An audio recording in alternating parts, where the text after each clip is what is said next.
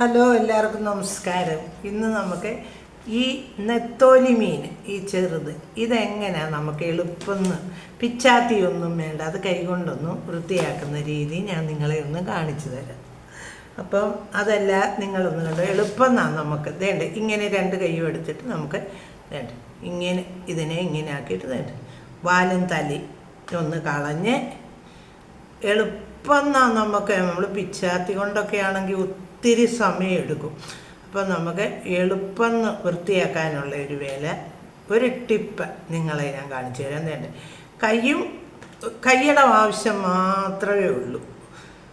പിന്നെ നമുക്ക് എളുപ്പം വൃത്തിയാക്കി എടുക്കാം. മറ്റേ നമ്മൾ പിച്ചാത്തിയൊക്കെ ആകുമ്പോൾ ഒത്തിരി സമയം എടുക്കും ഇത് വൃത്തിയാക്കാൻ. ഇതാകുമ്പം പിച്ചാത്തി ആകുമ്പോൾ പിച്ചാത്തി ഒന്നും വേണ്ട, നമ്മുടെ കൈ കൊണ്ട് നമുക്ക് എത്ര എളുപ്പം എന്നാണോ ഇതെടുക്കാവുന്നത്.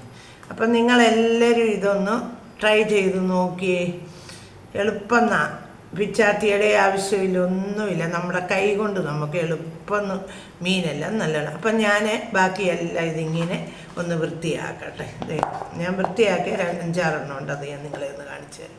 ബാക്കിയൊക്കെ ഞാൻ അപ്പോൾ എല്ലാവരും ഇത് ട്രൈ ചെയ്ത് നോക്കുക. എനിക്ക് ലൈക്കും കമൻറ്റും ഒക്കെ ഇടുക. Okay, by.